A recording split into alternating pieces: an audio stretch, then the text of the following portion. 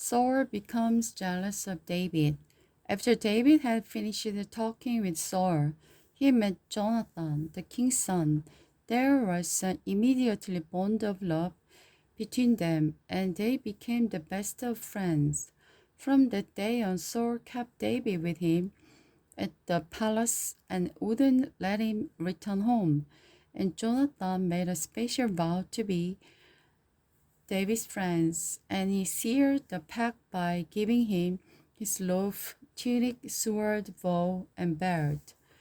Whatever Saul asked David to do, David did it successfully. So Saul made him a commander in his army, an appointment that was applauded by the fighting men and the officer alike. But something happened when the victorious Israelite army was returning home after David had killed Goliath.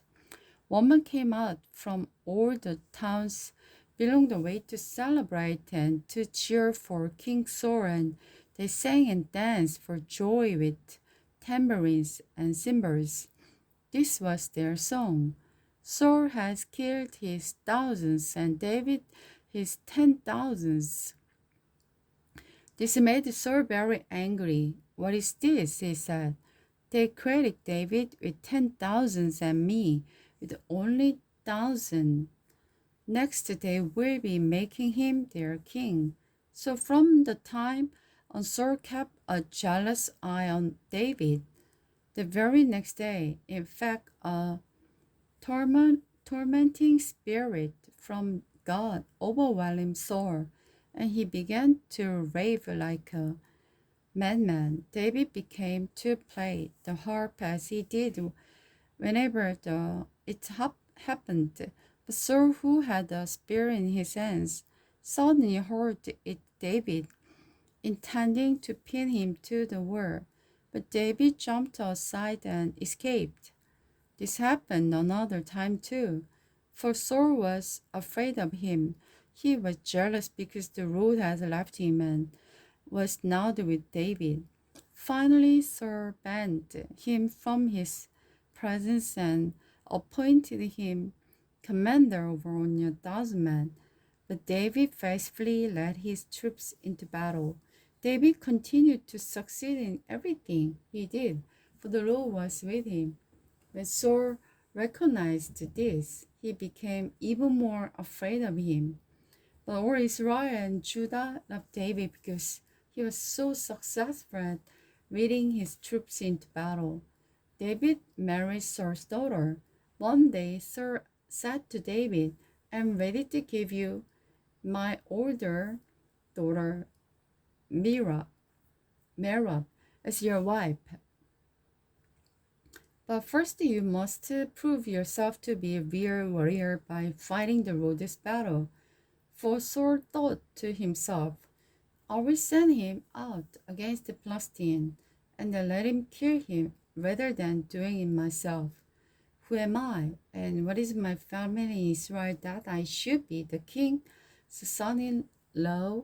David exclaimed, my father's family is nothing. So when the time came for the wedding, Saul gave the Merab and the marriage to Adriel, a man from the Meholah. In the meantime, Saul's daughter, Michal, had fallen in love with David, and Saul was delighted when he heard about it. Here's another chance to see him killed by the Philistine. Saul said to himself, but to David he said, I have a way for you to become my son-in-law after war. The Saul told him meant to say confidently to David, the king really likes you and so do we. Why don't you accept the king's offer and become his son-in-law? When Saul's man said these things to David, he replied, what can a poor man from a humble family afford a bribe price for the daughters of a king? When Saul's man reported this back to the king, he told them, tell David that all I want for the bribe price is 100 Philistine foreskins. vengeance on my enemies or really won. But what Saul had in mind was David would be killed in the fight. David was delighted to accept this offer. So before the time limit expired, he and his men went out and killed 200 Philistines and presented all their foreskins to the king. So Saul gave Michal to David to be his wife. When the king realized how much the Lord was with David and how much Michal loved him, he became even more afraid of him, and he reminded David's enemy for the rest of his life. Whenever the Philistine army attacked, David was more successful against them than all the rest of Saul's officers. So David's name became very famous throughout the land.